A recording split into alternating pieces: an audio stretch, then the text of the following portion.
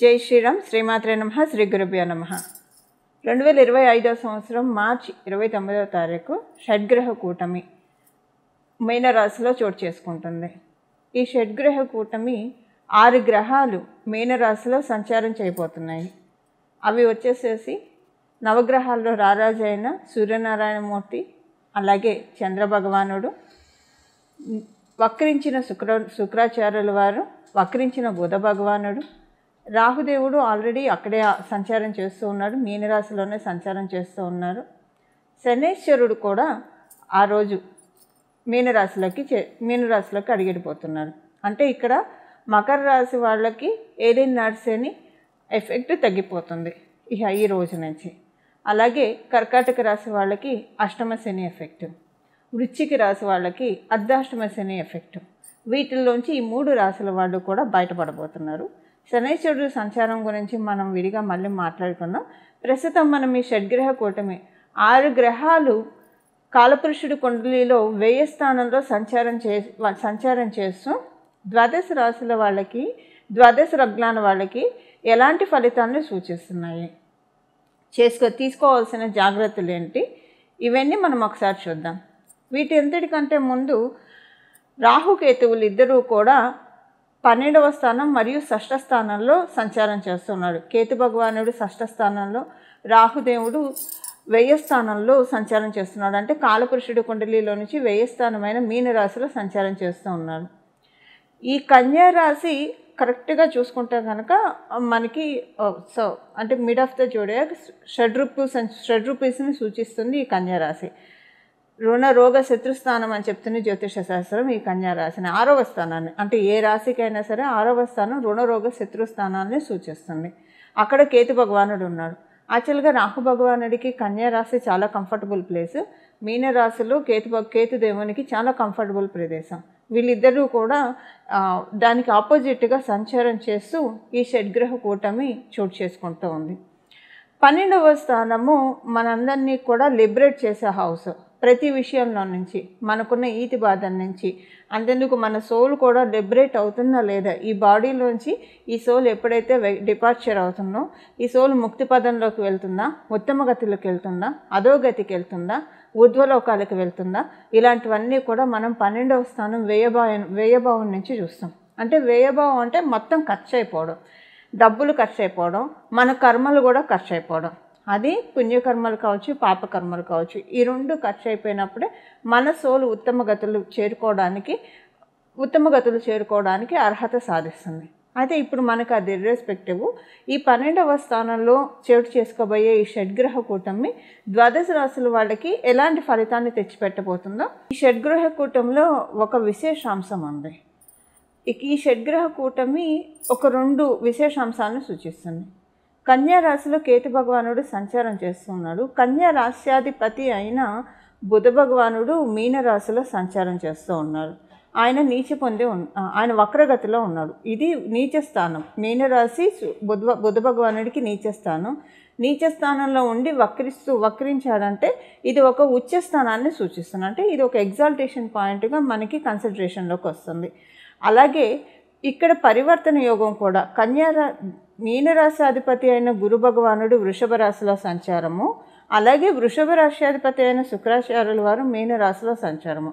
ఈయన కూడా వక్రగతిలోనే ఉన్నాడు. ఈయనకి అది ఎగ్జాల్టేషన్ పాయింట్, మీనరాశి ఎగ్జాల్టేషన్ పాయింట్, అక్కడ ఆయన వక్రంలో ఉన్నాడు. సో ఇప్పుడు ఈ గోచార గ్రహస్థితుల రీత్యా ద్వాదశ రాశుల వాళ్ళకి, ద్వాదశ లగ్నాల వాళ్ళకి ఎలాంటి ఫలితాలు రాబోతున్నాయో మనం ప్రతి ఒక్క రాశికి విడివిడిగా ఒకసారి మనం ఇప్పుడు స్టడీ చేద్దాం. కుంభరాశిలో పుట్టిన వాళ్ళకి ఈ షడ్గ్రహ కూటమి ఎలాంటి ఫలితాన్ని ఇస్తుంది? మీకు 2వ స్థానంలో ఏర్పడుతుంది. కాలపురుషుడి కుండలిలో 1000 స్థానంలో ఏర్పడుతుంది. కుటుంబ పరంగా మీకు ఇష్టం లేని నిర్ణయాలు కొన్ని తీసుకోవాల్సి వస్తారు, కొన్నిట్లో వదులుకుంటారు. అంటే 1000 స్థానం అంటే ఖర్చు అయిపోవడం, లేదా వదులుకోవడం, నష్టపోవడం. మీరు అనుకున్న ప్లాన్స్ కుటుంబ పరంగా కొన్ని మీరు వదిలేసుకొని మీకు ఇష్టం లేకుండా కొన్ని నిర్ణయాలు తీసుకుంటారు. ఇలా తీసుకోవడం మీకు చాలా మంచిది.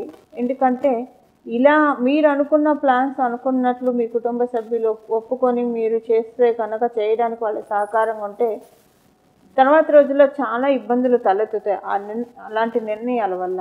అందుకని మీ కుటుంబ సభ్యులు ఇంటి పరంగా మీరు తీసుకునే నిర్ణయాలకి డెఫినెట్గా ఆపోజిట్గా ఉంటారు. బట్ వాళ్ళ నిర్ణయం ప్రకారం మీరు వెళ్ళాల్సి వస్తారు. ఇన్నాళ్ళు మీ మాట మీదే ఇల్లంతా నడిచినా ఇప్పుడు ప్రస్తుతము వాళ్ళ మాట మీద మీరు నడవాల్సి వస్తారు. అలా నడవాల్సి రావడం డెఫినెట్గా మీకు ఒక అదృష్టం అవుతుంది. చాలా మంచి ట్రాన్స్ఫర్మేషన్స్ చూస్తారు, చాలా మంచి చేంజెస్ చూస్తారు. ఫైనాన్షియల్ మ్యాటర్స్లో ఇంట్లో ఉన్న రిలేషన్స్ తోటి, బయట ఉన్న రిలేషన్స్, ఇలాంటి వాటిల్లో మంచి పాజిటివ్ చేంజెస్ డెఫినెట్గా మీరు చూస్తారు. మీకు పంచమాధిపతి మరియు అష్టమాధిపతి అయిన బుధ భగవానుడు మీకు ద్వితీయ స్థానంలో సంచారం చేస్తూ ఉన్నారు. సంతానానికి సంబంధించి చాలా మంచి ప్రోగ్రెషన్ చూస్తారంటే మీ సంతానానికి ఇది చాలా మంచి శుభ సమయం. అలాగే మీ జీవిత భాగస్వామికి చాలా మంచి శుభ సమయం. మీరు వివాహ ప్రయత్నాలు చేస్తూ ఉంటే వివాహానికి చాలా అనుకూలమైన సమయం. మీ జీవిత భాగస్వామి చేసే వృత్తి వ్యాపారాల్లో వాళ్ళు చాలా చక్కగా రాణించడానికి వాళ్ళకి చాలా అంటే కొంచెం కొన్ని విషయాల్లో వాళ్ళకి అనుకూలతలు ఉంటాయి. అంటే ఏదైనా ఒక కాంక్రీట్ విషయాలు ఏర్పడతాయి. ఫైనాన్షియల్ మ్యాటర్స్లో డెఫినెట్గా కొన్ని కాంక్రీట్ సిచ్యువేషన్స్ డెఫినెట్గా చూస్తారు మీ జీవిత భాగస్వామి. అంటే ఈ కాంక్రీట్ విషయాలు అంటే అనుకూలమైన విషయాలకే కాంక్రీట్ రిజల్ట్స్ చూస్తారు. ప్రతికూలమైన విషయాలకైతే డెఫినెట్గా కాంక్రీట్ రిజల్ట్స్ చూడరు. ఈ షడ్గ్రహ కూటమి మీ నిర్ణయాల్ని తారుమారు చేస్తుంది. మీరు అనుకునేది ఒకటి, మీరు తీసుకున్న డెసిషన్ ఒకటి, మీరు తీసుకున్న డెసిషన్ ఇంకొకళ్ళ ఇష్టానుసారం డెసిషన్ తీసుకొని దాన్ని ఇంప్లిమెంట్ చేస్తారు.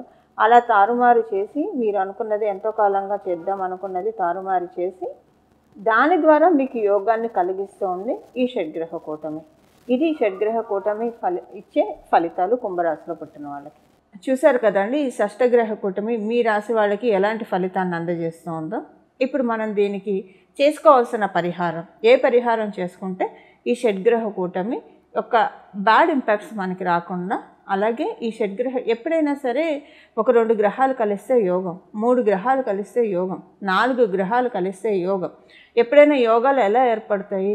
ఒక గ్రహానికి ఇంకొక గ్రహానికి ఏదో ఒక రకమైన కనెక్షన్ ఉంటేనే యోగం వస్తుంది. కొన్ని గ్రహాలకు అసలు ఏ గ్రహంతో కనెక్షన్ లేకపోయినా కూడా యోగం వస్తుంది. అది ఎలాంటి వాళ్ళకి వస్తుందంటే మనకి వృషభ రాశి వాళ్ళకి, తులారాశి వాళ్ళకి, అలాగే కర్కాటక రాశి వాళ్ళకి, సింహరాశి వాళ్ళకి, మకర కుంభ రాశుల వాళ్ళకి. ఇప్పుడు వృషభ రాశి వాళ్ళకి, తులారాశి వాళ్ళకి శనిశ్వరుడు ఒక్కడు చాలు, ఏ గ్రహంతో సంబంధం లేకుండా పరిపూర్తిగా రాజయోగాన్ని ఇచ్చేస్తాడు. అలాగే కర్కాటక రాశి, సింహరాశి వాళ్ళకి మంగళ ఒక్కడు చాలు, అతనికి ఏ గ్రహంతో, మంగళకి ఏ ప్లానెట్తో సంబంధం లేకపోయినా పరిపూర్తి రాజయోగాన్ని ఇస్తాడు. మకర కుంభరాశుల వారికి శుక్రాచార్యులు ఒక్కడు చాలు, ఏ గ్రహంతో సంబంధం లేకపోయినా పరిపూర్తి రాజయోగాన్ని ఇస్తారు. అదే వాళ్ళు కూడా ఇంకొక గ్రహంతో కలిస్తే ఈ యోగం అనేది మరింత పటిష్టమవుతుంది, మరింత బలోపేతం అవుతుంది. ఇప్పుడు ఈ యోగాన్ని మనం పటిష్టం చేసుకోవడానికి ఏ రకమైన పరిహారం చేసుకోవాలో ఇప్పుడు మనం చూద్దాం. షడ్గ్రహ కూటమి స్టార్ట్ అయిన 29వ తారీఖు మనకి షడ్గ్రహ కూటమి ఉంటుంది. ఈ రోజు మొదలుకొని ఒక 11 రోజులు లేదా 21 రోజులు ప్రతిరోజు కూడా మీకు వీలైతే హనుమంతుడు ఆలయానికి వెళ్ళి అక్కడ ఒక 41 సార్లు ప్రదక్షిణం చేసి 41 సార్లు హనుమాన్ చాలీసా చదువుకుంటే చాలా మంచి సత్ఫలితాన్ని ఈ షడ్గ్రహ కూటమి తెచ్చిపెడుతుంది. సో ఉదాహరణకి మీ ఇంటి దగ్గర ఆంజనేయ స్వామి వారి గుడి అందుబాటులో లేదు, ఉదాహరణకు ఒకవేళ అందుబాటులో ఉన్న మీ టైం బిజీ వల్ల మీరు 21 రోజులు కంటిన్యూగా వెళ్ళలేకపోతూ ఉన్నారంటే 21 రోజులు మీ ఇంట్లో అయినా సరే ప్రతిరోజు స్నానం చేసిన వెంటనే హనుమాన్ చాలీసాని ఒక 11 సార్లు మీరు చదువుకోవాలి. ఖచ్చితంగా 21 రోజులు ప్రతిరోజు క్రమం తప్పకుండా 11 సార్లు రిపీటెడ్గా హనుమాన్ చాలీసాని చదువుకోవాలి. హనుమాన్ చాలీసా చదువుకోవడం మాత్రమే కాకుండా అంటే పరిపూర్తిగా దృష్టి పెట్టి హనుమాన్ చాలీసా మీద పరిపూర్తిగా దృష్టి పెట్టి చదవడం చేయాలి. ఇలా చేయడం వల్ల ఈ షడ్గ్రహ కూటమి యొక్క నెగిటివ్ ఎఫెక్ట్స్ అన్నీ కూడా ఆయన తోకతో జాడించి కొడతాడు.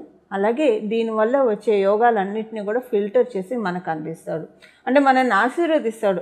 ఆయన ఆశీర్వాదం, భగవంతుడి ఆశీర్వాదం ఎప్పుడైతే మనకు వస్తుందో అదొక వరం. భగవంతుడి ఆశీర్వాదం అంటే మనకి జీవితంలో లోటు ఏముంటుందో చెప్పండి. అలా మనకి ఆంజనేయ స్వామి వారి చరణాలను ఆశ్రయిస్తే అలాంటి సత్ఫలితాలను ఉంటుంది. అలాగే మార్చి 29వ తారీఖు నుంచి ప్రతిరోజు కూడా శ్రీరామ భక్తాయ హనుమతే నమః, శ్రీరామ భక్తాయ హనుమతే నమః, శ్రీరామ భక్తాయ హనుమతే నమః, శ్రీరామ భక్తాయ హనుమతే నమః అని ఈ నామాన్ని సర్వకాల సర్వావస్థలు అంటే మీరు ఏ పని చేస్తున్నా సరే ఈ నామాన్ని జపించుకోవచ్చు.